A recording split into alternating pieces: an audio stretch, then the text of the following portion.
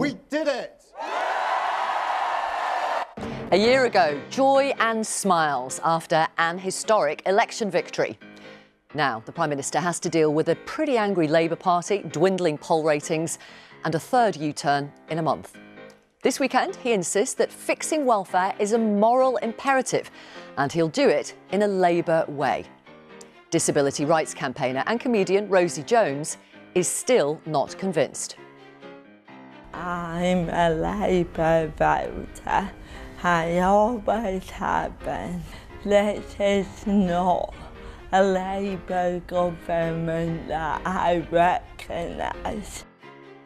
Former Cabinet Minister Louise Haigh is one of the leading critics behind last week's amendment. We need to address the issues that have come about so disastrously this week and move forward. Health Secretary Wes Streeting is here for the government. Good morning to you. And for the Conservatives, Shadow Work and Pension Secretary Helen Whately. Good morning to you. Good morning. Laura's been talking to Ralph Fiennes, currently in zombie movie 28 years later, but also now directing Shakespeare for the stage.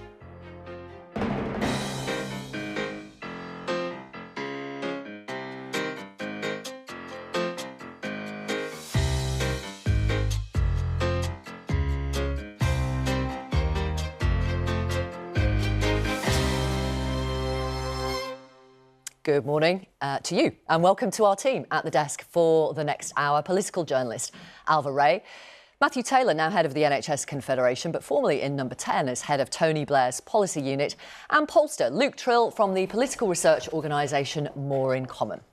Let's begin by having a look at some of the Sunday papers. Well, the Observer and the Sunday Times both lead with interviews with the Prime Minister. The Observer listing the regrets he has. The Sunday Times saying he's to blame for the welfare mess. They also have a story about former Conservative Minister George Freeman in a cash for questions row.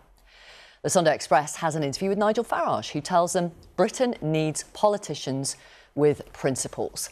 The Sunday Telegraph and Sunday Mirror both splash with the government plan to work with supermarkets to cut the calories in our shopping trolleys.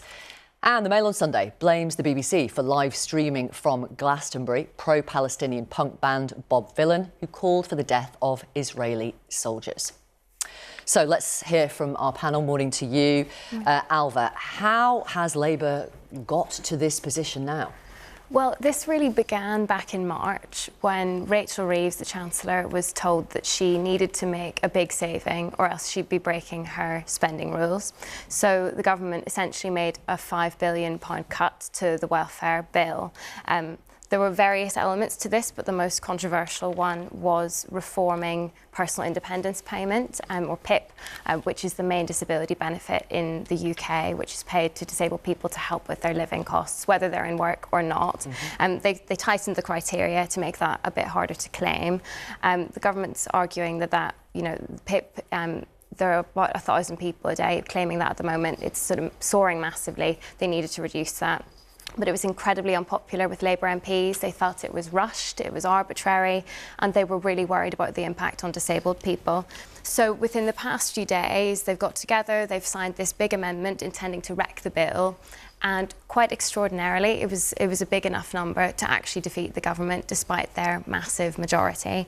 So we had a kind of mad few days. The government eventually caved. They've tweaked these plans, so the new PIP criteria will only apply to new claimants. They're bringing forward new funding to help people back into work, and they're going to consult on some of these changes. Okay. The vote's now on Tuesday. It's still not completely clear whether there'll be a big enough rebellion to defeat the government or not. Probably not, but there's still quite a lot of unhappiness. Luke Trill, how tricky a situation is the government in right now when you talk to members of the public? Well, it's not good. I think it's fair to say that there's a big chunk of the public who are quite disappointed with the first year, and that's because Labour came in on this manifesto of change, a promise to be something different, and the public aren't yet feeling that change. Now, the government, I think, can quite fairly argue these things take time. There was a big challenge when we came in, but I think there's been a frustration from the public that what they've heard from the government, particularly in those early few weeks with things like the Rose Garden speech, with the winter fuel allowance, with the disability benefit cuts, just a bit of a feeling of, oh God, is this going to be more of the same? we got rid of the last lot because we didn't want any more of this. Is this just carrying on? Good news, of course, is, that politics is actually very volatile. We're only a year in. The public certainly haven't written off the government. And if you look historically, Thatcher way behind in the polls at this time in her premiership. Okay. George Osborne booed at the Olympics. There's time, but they really do have to reset. Matthew, you've been in Downing Street. Give us an insight into what it will be like in there right now when they've had so much criticism from within their own party. So I think the danger is you fall into a kind of siege mentality, that you are in Downing Street, you are looking at the situation in the economy, a lot of energy in foreign affairs, you're looking at the polling, and it feels like nobody really understands how tough everything is. But I think one of the things you have to do in Downing Street is not succumb to that siege mentality, that sense that only you understand. Mm-hmm. And I think, this is a time for a reset. This is a government that's going to have to think about what it's got wrong. It's got Labour conference in a few months' time. That's an opportunity to reset the government. Now, it's not unusual for governments to have to do that after a year. David Cameron had to do that. Going into power is a huge step from opposition. So I think the critical thing is that in number 10 now, there's a period of reflection, an opportunity for reset, and not doing that thing, which is incredibly tempting, which is to say, nobody gets it and we've got to shout louder at them. OK. More from you later. Thank you for the moment. Another week, another U-turn. As you know, the Prime Minister says his welfare reforms now strike the right balance. Is that enough? It's thought, enough unhappy Labour MPs have been persuaded to vote with the government, meaning the bill will go through next week. But not everyone is convinced. Before we hear from the Health Secretary, here's Rosie Jones, comedian, writer and disability rights campaigner. I asked her how concerned she was that a two-tier system might now come into effect. Very worried, and I think a lot of politicians when this U-turn came about were saying, don't worry, it won't affect disabled people who already get their benefits now. That is very problematic because A, they're not thinking about the millions of people who will become disabled in the future, but you are also forgetting that millions of people who are in danger of getting reassessed, which could be me, so no one is safe. The government is now saying it is going to put disabled people right at the heart of this review that's going to take place. Does that reassure you? No. Why not? I think disabled people should have been at the heart of the matter from the beginning. They were never considering the real effect that this would have on us. And I have seen no evidence that they genuinely care for disabled people and our future.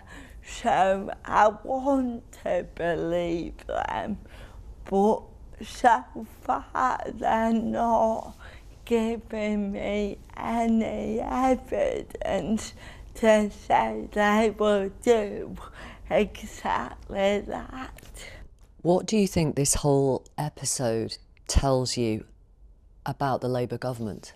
I'm a Labour voter. I always have been. It's incredibly disappointing. This is not a Labour government that I recognise. I voted for them because I truly believed that they were the government that cared about individuals. This is not what I'm seeing from the government right now. They care more about stats. They care more about looking good. But they're looking good by victimising a vulnerable part of this country. They're putting lives in danger, and that is terrifying. Rosie Jones, thank you very much for talking to us. Thank you. One of the leading rebels behind last week's wrecking amendment, which would have killed the bill, was Louise Haigh, former Transport Secretary, who resigned from that job back in November. She says she will now vote with the government this week, but she says the pressure on the leadership from the Parliamentary Labour Party is not over. Well, look, this week's amendment and the number of colleagues that came together was born out of a frustration that the government simply wasn't listening to a broad range of concerns from the Parliamentary Labour Party. We're really pleased that the government has now listened to those concerns, and they've made a significant number of concessions. I think we have to recognise that progress. We need to see a bit more detail tomorrow from the government, exactly how the new system will work. But subject to that detail, I will be supporting the government on Tuesday in recognition that they have made significant progress and that they have protected the incomes of nearly 400,000 disabled people across the country. Do you think all of this has damaged Sir Keir Starmer's leadership? Well, I think Keir Starmer himself has acknowledged that mistakes have been made and that things need to change, and I think that's really, really welcome, because it's a hard thing to acknowledge and to accept. I think this is a moment and an opportunity to reset the government's relationship with the British public and to move forward, to adopt a different approach to our economic policy and our political strategy, and I think that has been accepted from within government, and a lot of people, both in the Parliamentary Labour Party but crucially the country, will really welcome that. Do you and some of your colleagues feel let down by Sir Keir Starmer? I think this week's crisis has been precipitated by a frustration that we weren't being listened to and that this policy had been rushed and short-sighted. But now that mistakes have been acknowledged and I think the Prime Minister has accepted that a different approach needs to be taken, we're hopeful that things can change moving forward and that this is a real opportunity to reset that and to learn serious lessons. What about renewing his relationship with his own party, with his own backbench Labour MPs? I think this week has demonstrated that there are serious issues with the political strategy and with the relationship with the wider Parliamentary Labour Party, but I'm really pleased that the Prime Minister has acknowledged those issues and accepted that they exist and that there is a need to address them and move on, and that serious lessons need to be learned and that we can all move forward. How do you think he got it so wrong? I think that there have been issues with both the economic policy and the political strategy. That's what drove so many colleagues to take this unprecedented step this week, and were so frustrated. I don't think we can continue lurching from crisis to crisis like this every 6 months based on a future OBR prediction in 5 years' time. The Bank of England governor said this week we should avoid being overly interpreting that forecast and basing our economic policy on that. That's not a stable way to govern, and it's not a way to make decisions on public spending. Louise Haigh, thank you very much for talking to us. Thank you. Well, Wes Streeting, the Health Secretary, has been listening to all of that. Good morning to you. Thank you for being with us. Lots of MPs, unions, disability rights groups are still unhappy with your legislation, even after the changes. Are you going to have to make further concessions? Well, the bill will go through Parliament and be scrutinised in the usual way. And critically, I think one of the things that's changed this week is not just the package, but also the approach. We're in a much better position now than we were this time last week for a number of reasons, partly because anyone who's watching this morning who's on PIP now has the security of knowing that their position's protected.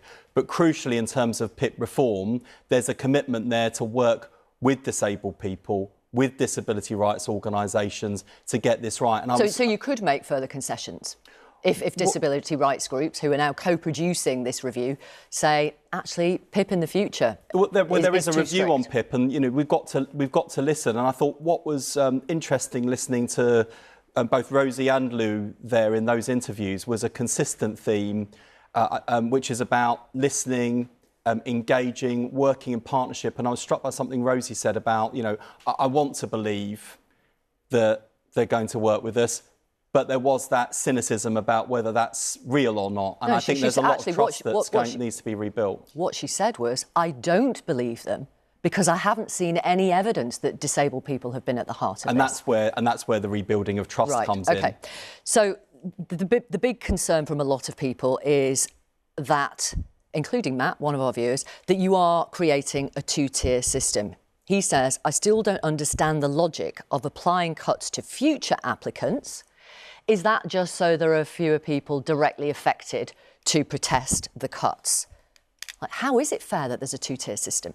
Well, you could say that about a number of other systems, like student finance, for example. Sure, but I'm asking about I'm answering the question, which is when things change and evolve, as you bring in new systems, it does change sometimes from group to group. Student finance being an example. There are other examples too. My question is, how is that fair? Well, we've got to make sure the system is sustainable. And so one of the challenges we've got with the welfare system is even with these changes, in fact, even before the changes were made this week, the cost of the welfare bill is growing enormously. There's a real risk to it, both in terms of financial sustainability and democratic support and legitimacy. And so there are three things we've set out to do throughout the process. One is to make sure that people who, through no fault of their own, genuinely can't work through illness and disability, they get better support, to make sure that those who can work and want to work are supported into work, and thirdly, to make sure the system's sustainable. That's been the goal throughout. Those goals, I think, are supported by everyone. It's about how we make the change. I think that's the debate we're having. So it could be sustainable, but still unfair. No, I think part of sustainability is making sure that it's fair, making sure that it is affordable, making sure that people get the right help into work. We've got 1 in 10 working age people unemployed in this country at the moment, out of work. I know, but this is about PIP. I'm asking about PIP. And that's a real challenge, sure. But the reason why there's been such a debate like this in the Labour Party is because all of us, ministers, MPs across the board, don't want to be in a position where on a Friday afternoon someone comes to our surgery and says, I'm disabled, and as a result of changes that you've supported, this has impacted on me detrimentally. And for us to be sat there thinking, well, that was never supposed to happen. So it's important we get this right. That's exactly what you're going to have if you have this two-tier system, isn't it? No, we're working with disabled people to make sure we get this right in terms of I just want to be absolutely... But no one will thank us, honestly, no one will thank us if we carry on as we are with the status quo, with an unreformed system that doesn't help people into work, doesn't provide an adequate level of support for people who can't work, and the system goes bust, or the voters say, you know, we're not going to support this anymore, and we're going to vote for someone else who doesn't believe in welfare at all. That's the jeopardy. I want to be really clear. And that's why we've got to reform the system, but I accept we've got to do it with people rather than to people. Right. We've got to make sure that we get this right because it's too important to get wrong. The Prime Minister, members of the Cabinet, you on this programme this morning, and you've said it previously, the current system is not sustainable. But even after your review, the bottom line is you want fewer people in receipt of PIP, fewer disabled people in receipt of PIP, don't you? Well, we want to make sure we're getting the line in the right place in terms of... So the answer is yes. You want fewer disabled people claiming PIP? We've got, I think, 1,000 more people coming on every day. Like, it's not sustainable in its current form. It's just not. And unless we address that issue, we've got to do it in the fair way. We've got to do it in a right way. But unless we address that issue... But you won't say that out loud. Why not? Well, I just did. There will be fewer disabled people able to claim PIP in the future. We've got to, as I literally just said, we've got to make sure that in terms of where we draw the line, where we get it right, that it is sustainable for the longer term. OK. You estimated... Oh, can I just ask on the point system, do you think the 4-point system is too strict? Is that an area where you could make concessions? Well, it's one of the whole PIP system is going to be reviewed by Stephen Timms and working with the Disability Minister, working with disabled people. And as I say, there is a genuine commitment to try and get this right. You estimated you'd get £5.5 billion worth in savings from the original reforms. The IFS now estimates it will be about £2.5 billion. Is it worth, for those savings, all this political firestorm? Well, people will not thank us down the line if we do not reform the welfare system to make sure it's sustainable and fair. It does come down to that point. And unless you reform the system, I genuinely fear that it won't be there for anyone in the future. There are plenty of people out there on the right of British politics who don't believe in the welfare state.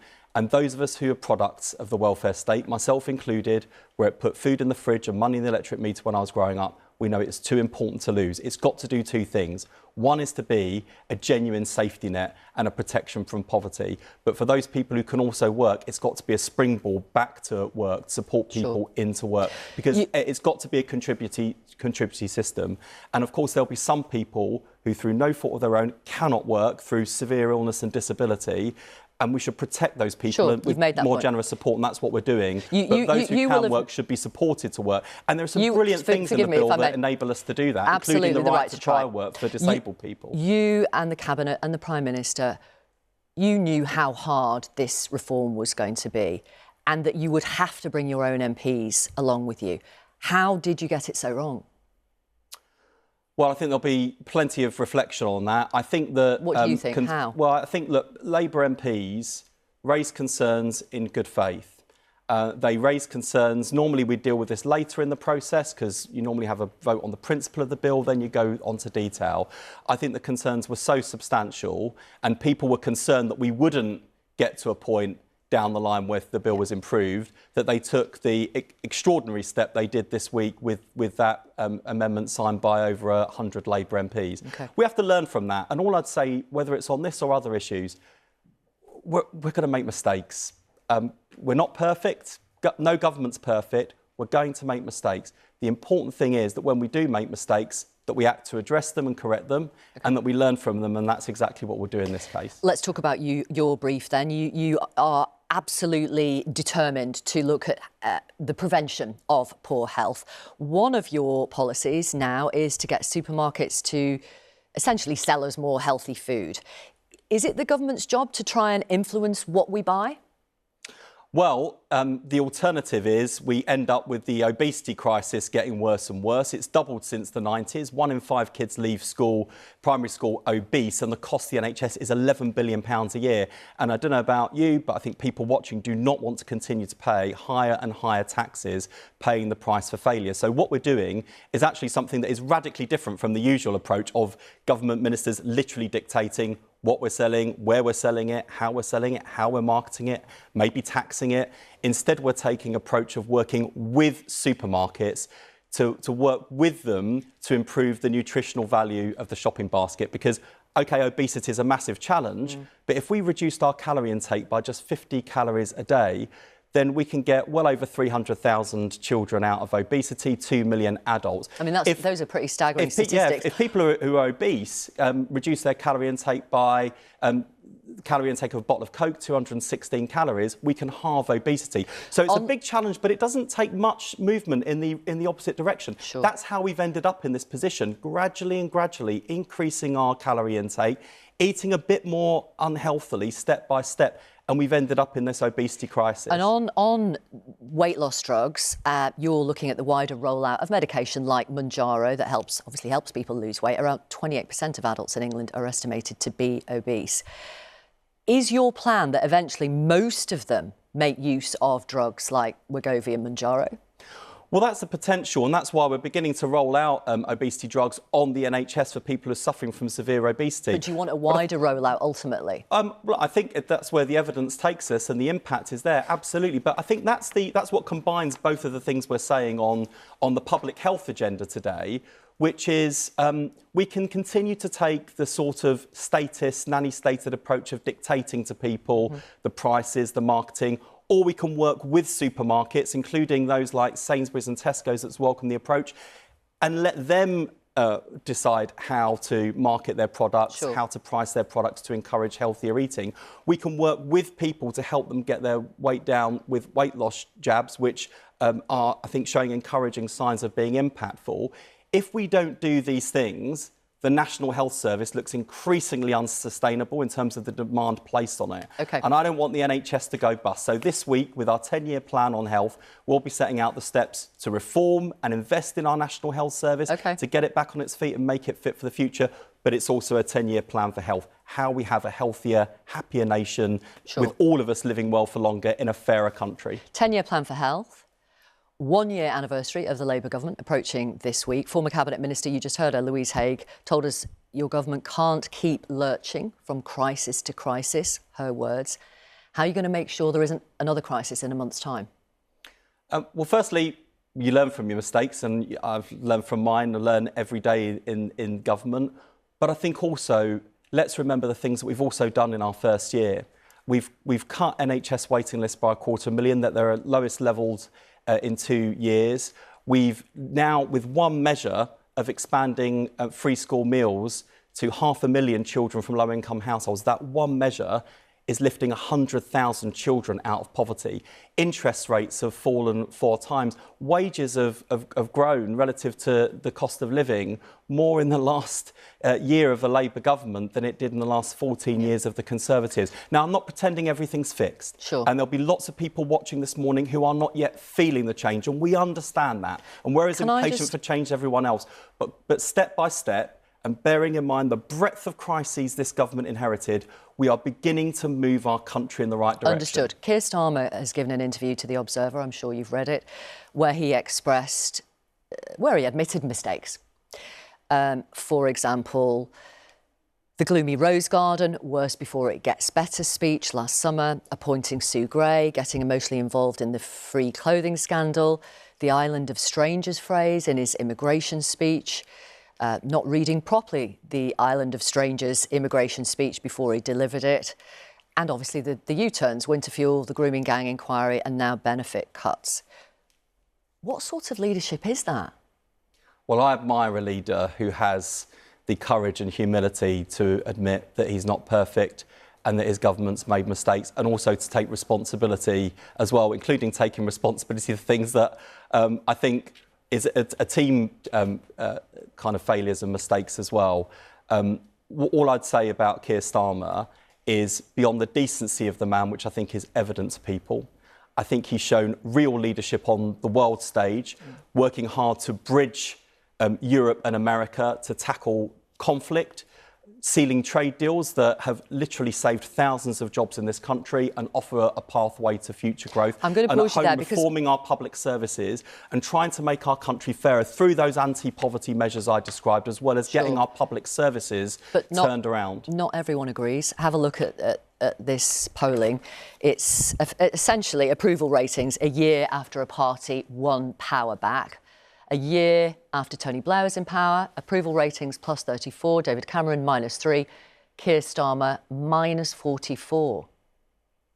54, I'm sorry, 54. I'm not that short-sighted.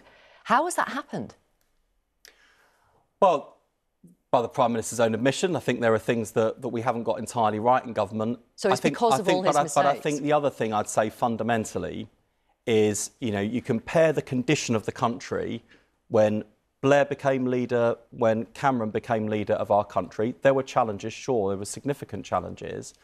But were there the multiple crises that we came in with, where pretty much every government department had a major crisis that on its own would normally dominate the newspapers, but was just one of many things we had to tackle and challenge? We were elected on a platform of change. Until people start feeling that change, I don't expect the public to give the Prime Minister, me or anyone else a pat on the back for a job well done. I'm not going to be satisfied until I've delivered the change I want to see in the NHS, until people can get a GP appointment conveniently, until those waiting lists are down and waiting times are down to normal levels, until we can be certain that when you dial 999 an ambulance arrives in time.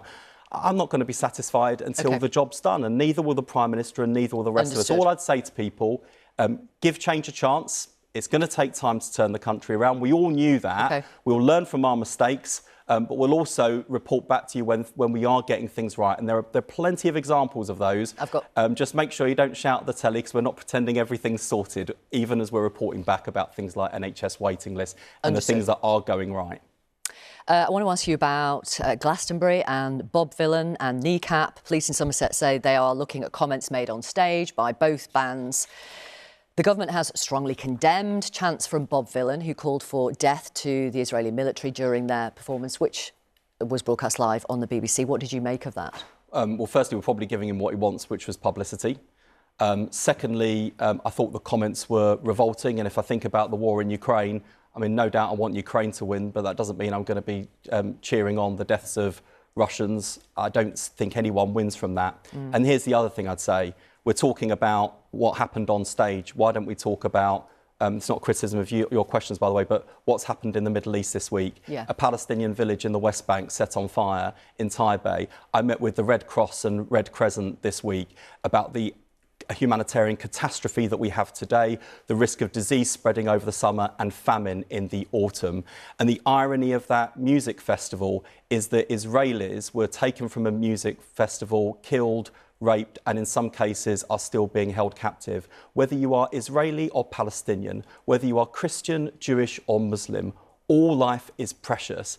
And we're not going to solve one of the most intractable conflicts on earth with those sorts of stunts. We're going to have to do it with international pressure, careful diplomacy, and we're doing everything we can to bring an end to this war, condemning Israel's actions and the way it's conducting its war in Gaza, at the same time as demanding the release of hostages and trying to bring an end to this conflict. Very briefly, if I may, Health Secretary, the Israeli embassy says what happened at Glastonbury raises questions about the glorification of violence. Do you agree?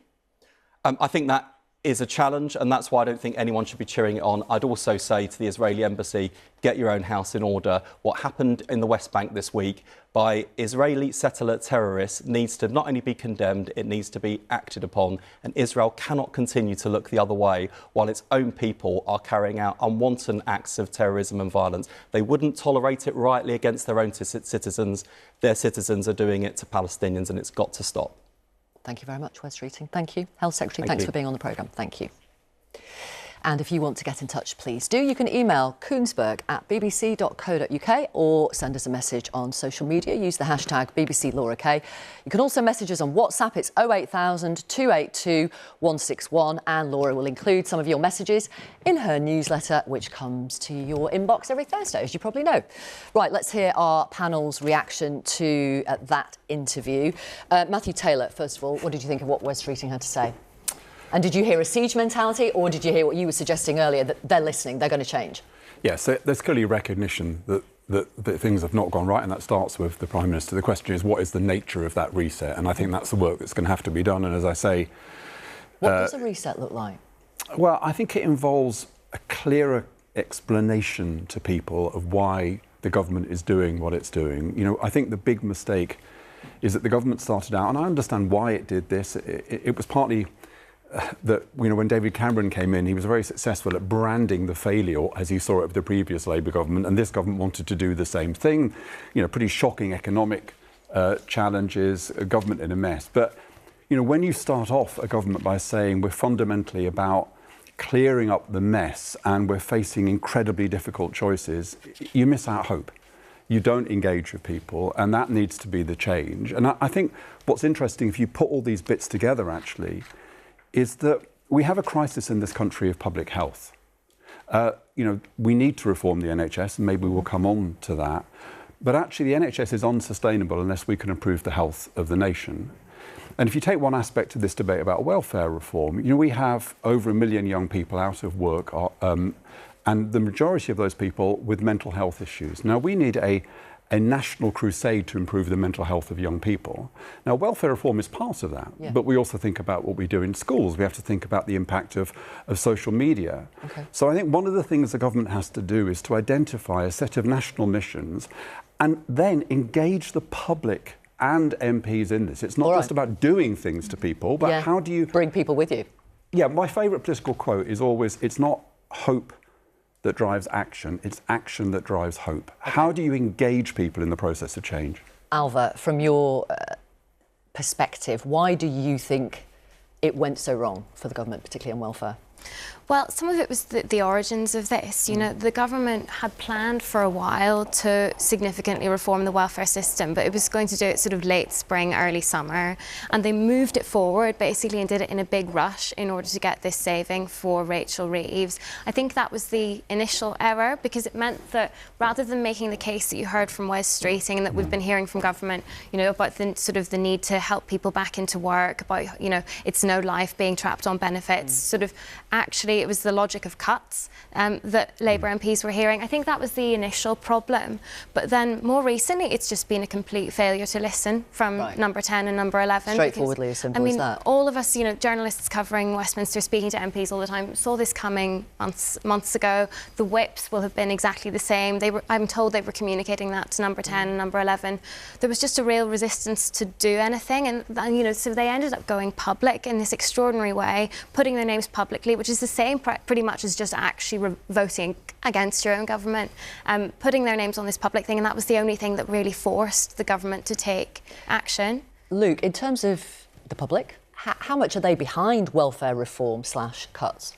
So I think the mistake the government made here was that they took the kind of top line, which is very much the public want to see more people getting into work, they want to reduce the benefits bill, they think that there are too many incentives not to work, and applied it to the specifics of disability benefits. And what we found in our focus groups was that when it came to disability benefits, almost everyone had a story of someone they knew that needed those benefits. It really hit home for people. And as we know, the most powerful thing in politics is the personal. And so you ended up in this situation with that top-line support for reform, but on the specifics of PIP, not bringing the public with them. And in particular, and I think this is why it was so damaging and why so many Labour MPs recognised that this was an issue, a majority of those who backed Labour at the last election saying they wanted the government to U-turn. OK, well, as we've been discussing on the programme, it has been a difficult moment for the Prime Minister. A year ago, though, it was very different. Have a look at this. As Big Ben strikes 10, the exit poll is predicting a Labour landslide. Blimey, just take a look. Bridget Mead Phillipson has been duly elected. Rachel Reeves is duly elected. Dan Norris is duly elected. Labour gains, Labour gains, Labour gains. Jonathan Ashworth has lost his seat. We did it! Here come the Outriders. They'll flank him everywhere he goes. I have just returned from Buckingham Palace, where I accepted an invitation from His Majesty the King to form the next government. The first ever female Chancellor of the Exchequer. So every young woman and Absolutely fantastic to welcome you to the Cabinet, our first meeting. Have you unpacked yet? No, we're not unpacked quite yet. Matthew, how do you assess the first year of Labour back in power? Yeah, well, we've been talking, I think, about the fact that probably the messages at the very beginning were not the right messages, that they haven't really managed to engage with their backbenchers. And I've seen this before. This often happens with governments in their first year, and this was an inexperienced government. They've still got 4 years. They've got to learn from this year. There's a possibility that in 2 or 3 years' time, they'll look back and say, well, actually, it was important that we learned those lessons early on. But they have got to develop a narrative of hope. They've got to engage the public in understanding the fundamental things they're trying to do. I think the other thing that I guess would give people hope if they're from a Labour perspective is there's a lot of talent in the next generation down. So as things evolve and new people come to the fore, I think we might see a shift in the way in which this government communicates. And it certainly needs to do that, because communication with the public in an age of social media is incredibly difficult. I mean, just to come in on that, because the paradox of this government is that actually there's lots of stuff they've done that's really popular. So renters reform, workers' rights, Great British Energy, the sewage stuff. You ask the public about that. Rise in minimum wage, investment in the NHS. But it's been drowned out by these set of policies, particularly winter fuel, disability, farmers' inheritance tax, which have left people thinking, what we often hear from people in the focus groups is they seem to be targeting those groups that can't fight back. And that has cut through this sense that yes, the government's got tough choices, but it's resolving those tough choices off the backs of the vulnerable. And it leaves people saying, well, this isn't what I elect Labour for. I elect them for that other stuff we were just talking about. And I think they need to build on what Matthew was saying, to craft a narrative that this is about doing what a Labour government does and giving it that sense of purpose. Alva, as we were discussing with Wes Streeting, Keir Starmer's talks about the mistakes he has made and the regrets he has from the 12 months, the first 12 months in power. What do you think of that as a strategy? Or is it just honest? I think it has landed quite well with a lot of the people who have been very upset in the past few days. I'm sure that there are people in Number 10 and around government who think that he shouldn't be so apologetic. But broadly, you know, speaking to people over the weekend, I think that there's sort of appreciation of that. But I think what's interesting also from just ringing around Labour MPs over the weekend is that they're not done. You know, it's not just about these welfare reforms. What do you mean they're not done? That there's more they want. You know, I think Louise Haigh was hinting at it, you know, when she said that things need to change. She was criticising the economic strategy and the political strategy. You know, speaking privately to people, they're actually quite explicit. This is by no means all Labour MPs. But quite a lot of them are quite explicit that they want to see Rachel Reeves gone as Chancellor. They want to see Morgan McSweeney gone as Keir Starmer's Chief of Staff. That's the kind of change that they are gunning for. I'm not sure whether Keir Starmer will actually want to do that. They also kind of think it's unlikely, but I'm told it's been communicated to him in no uncertain terms that that is what they want. And even people in government have been describing this week to me as sort of the MP's revenge for the first year. That a lot of it was about these specific welfare reforms, but there's just a general frustration at all these other U-turns that Luke was mentioning. And even the loyal MPs feeling like they've been marched up the hill and marched back down again. So I think that question that you were asking, sort of what is the change? I mean, we're hearing that the Number 10 will try to engage more with MPs sort of as a minimum, but I think there's an interesting question as to whether they go further, whether they do that sort of economic reset that people like Louise Haigh are calling for. OK. Thank you for the moment. Now, the Conservatives say Labour's welfare cuts don't go far enough. They say they will only vote with the government next week if they promise more savings, boost employment and rule out tax rises. It was the Conservatives who created the current system. If you have a look at this shows how much spending went up on working age health-related benefits as a share of GDP between 2015 to 2024. You can see the spike around COVID, 2020 and 2021. But even after that, an upward trend. Let's talk to the Shadow Work and Pension Secretary, Helen Whately. Good morning to you. Good morning. Thank you for being with us. I mean, that is your legacy. The spending on these benefits was going up and up, and the forecast said it would continue to go up further. So I'll be totally straight that the welfare system that we have is not working. I would just take a step back, and I see your chart starts at 2015. But if we go back to 2010, and what happened between the period from 2010 to the pandemic is we brought down the spending on unemployment benefits. We brought down the bill on that. Right, and we I'm not asking about unemployment benefits. Well, I'll come to that. But then what's happened is what this chart is particularly about is what we've seen is from the pandemic through to the general election and on, an increase in sickness benefits, what this is about. To be honest, it's before the pandemic. Let's be honest. The line is going up. Everyone can see that. Yes. So it was before the pandemic. So the rise began just before the pandemic and then continued. Now, when we were in government, we saw this, and clearly coming out of the pandemic, we had a set of reforms that we set off in practice to address this problem. No, you didn't. We did. We had a set of reforms, including, for instance, addressing the situation with fit notes, where people get signed off sick, which is the start of a journey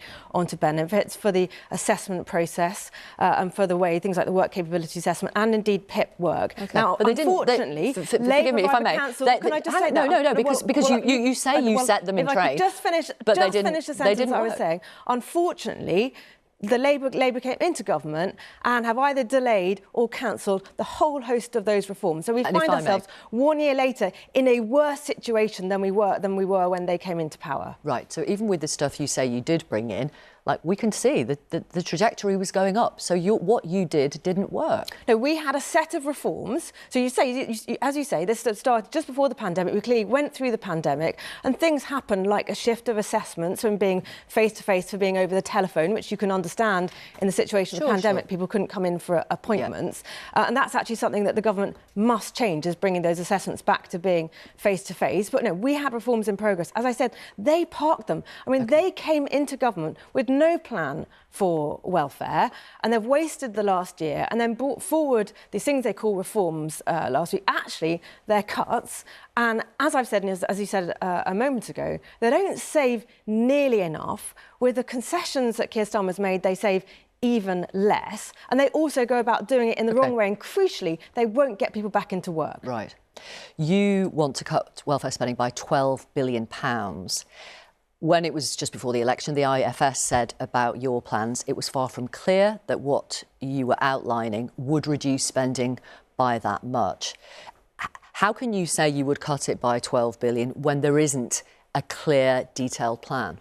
So our manifesto, as you say, said that we would make 12 billion of savings. And I've actually already mentioned some of the things that we had already in train to achieve some of those savings.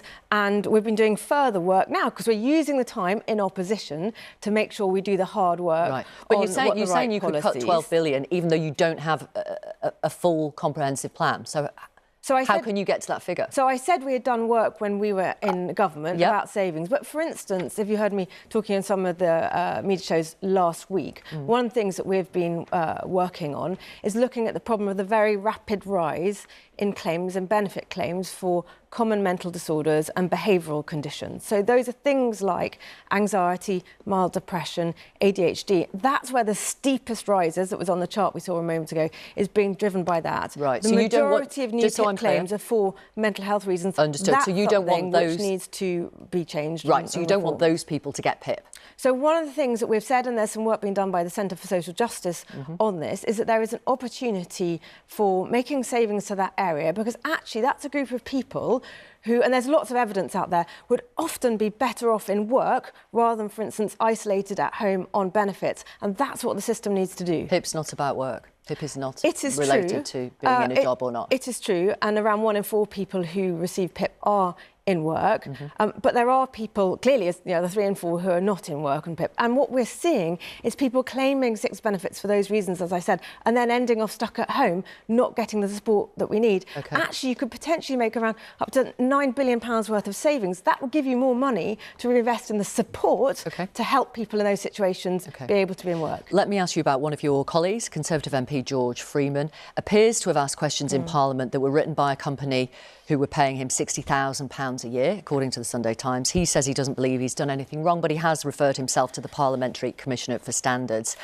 Is he going to be suspended while this is sorted out? Well, I was shocked to see that. I mean, I've seen only what's in the newspapers myself as well. At least he's referred himself to the Parliamentary Commissioner. Is he going to be suspended? We have to see what the Parliamentary Commissioner decides. I mean, while the Parliamentary Commissioner is looking at it, is he going to be suspended? So I can't comment any more while the Parliamentary Commissioner is looking into it. Obviously, you don't need me to remind you about what happened in the last Conservative term in terms of difficulties, Partygate, election gambling charges, an MP watching pornography in the House of Commons, Wallpapergate, the Chris Pincher affair, your Chancellor Nadeem Zahawi not disclosing he was being investigated by HMRC. Now this. Some people might say it's the same old Tories.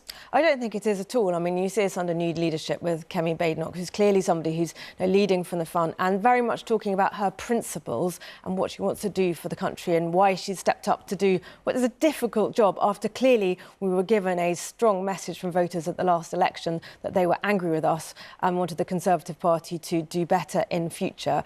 We're listening to that. We're working really hard on what is the right offer. That's what we're focused on. And I think politicians should, of course, be held to high standards on our behaviour. Thank you very much, Helen Whately. Thank you for being with us, Shadow Work and Pensions Secretary. Now, he's one of the biggest British actors and is starring in a new smash hit zombie movie. It's called 28 Years Later. But this summer, Ray Fiennes is directing his own theatre season with stars like Dylan Moran taking part. When Laura met them both recently, she asked why, in these serious times, they chose to take on a Shakespeare comedy. I've done a lot of Shakespeare, which is quite heavy and tragic, with a lot of blood and angst. And I just had this instinct and feeling that a play which is affirmative, which offers hope, renewal, forgiveness, also plays with issues of gender in a wonderfully sexy way. And it's young, it's spontaneous, young love that is flowering in the context of a forest, where the forest is like the sort of crucible for positive and wonderful erotic change. And it has a wonderful ending of celebration. And given that the world is full of horror, and there are plenty of Shakespeare plays to reflect the horror, I just wanted to explore something that was full of hope. And in the casting exercise, you've cast Dylan, you've also got other famous faces like Harriet Walter involved. So for you, this is a first, isn't it? I mean, many of our audience will know you from things like Black Book, from Shaun of the Dead, also from your stand-up, but you are a serious actor as well. And how do you feel about doing Shakespeare for the first time? Well, I feel seriously spooked, but in a good way, you know, in a way that makes you feel it's like breathing mountain air. You're very awake, and it's very tonic, to be honest with you. It's good to be scared in this way, with these responsibilities, you know.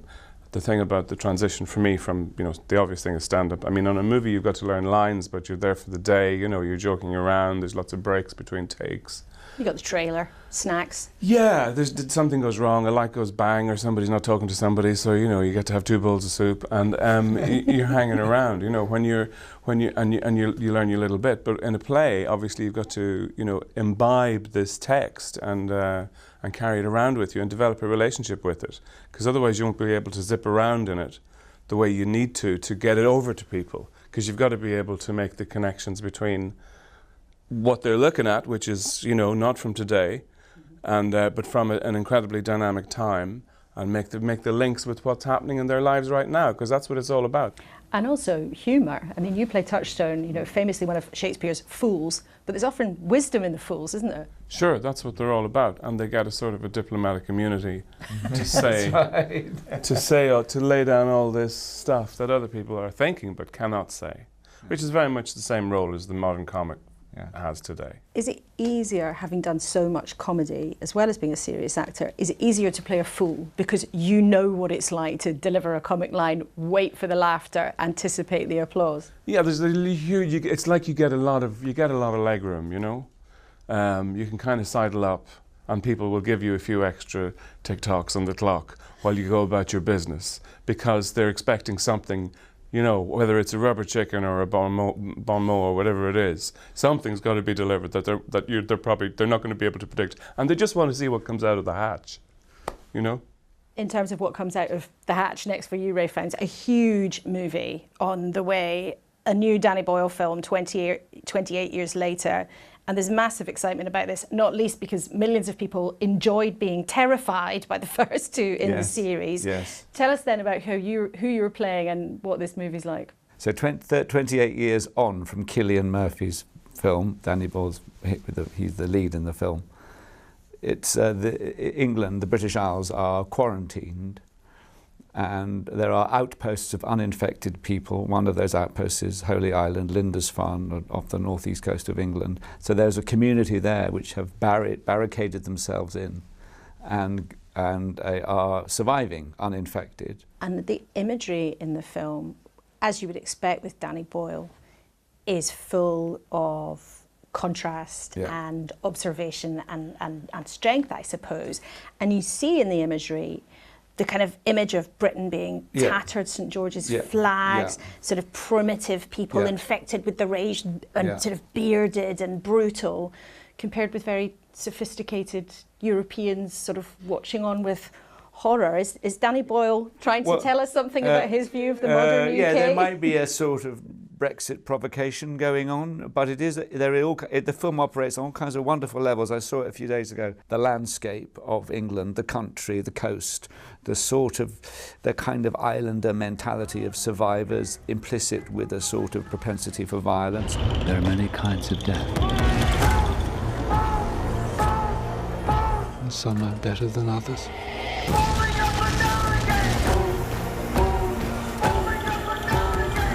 Dylan, it's a new departure for you, as we said. First time you're doing Shakespeare, first time you're being directed by this man. Do you think that this will be the beginning of a new phase of the career for you? You've done so many different things already. I do not know. And if I did, I think I would be frozen. It's going to be marvellous. And I'm loving it. It's fantastic to watch these other incredibly hard-working and just dizzyingly talented young actors, and actors of all vintages in the play. They're extraordinary. So I'm learning so much every day, and I'm learning a lot from Rafe as well. We had a wonderful workshop of the cast of As You Like It about 4 weeks ago, and it was thrilling to feel Dylan in the room with all these other cast members, and what you were saying about Shakespeare was so moving, about how it comes alive and the language sticks, and you feel that in the room, and you feel it's there. Yeah. It's there, and it's. I find it. It's always moving. It's just suddenly energized. The energy. It's like Shakespeare is an energy, and in the room, when you have people starting to connect with a Shakespeare text, something remarkable happens. And when they are playing and spontaneous and listening, this thing comes into the room, which is this extraordinary force. And it's not just it's entertaining, but it's moving, it's provoking. Your ear is tantalized by what is going on, and it's all to do with being human. And being in this case, being in love, or being confused about love, or being jealous. But it's just this thing, this is supercharged in the room. It all comes together. Yeah. And becomes this bigger thing. Yeah, it's incredible. Well, I can see how energised and excited both of you are about it, just speaking to you for a few minutes this afternoon. Thanks so much for your time. Thank you. Thank you very much. Thank you. Let's have a quick word with our panel then. Matthew, next year, the 10-year NHS in England plan published. What does it have to do?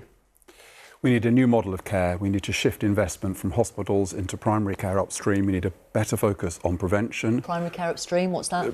General practice, so getting to people earlier. We also need a more holistic model of care for the growing number of people with long-term conditions. We really help to solve their problems, and we have to use technology better. Now, there's a consensus in the health service behind this. People support Wes Streeting's agenda, but all of those things are things we've tried to do in the past and we've not succeeded in doing. This time, we have to get it right. And one other thing, which links our conversation today, we cannot do this without the public helping us and supporting us. That's a big part of this. We need a different relationship with the public in the health service. And the supermarket's obesity plan, good plan? Yeah, it's part of it, because actually, again, obesity, if we're going to tackle this, the health service needs to do more, businesses need to do more, the public need to be engaged in this. We can turn this tide, but it does require a collective national effort.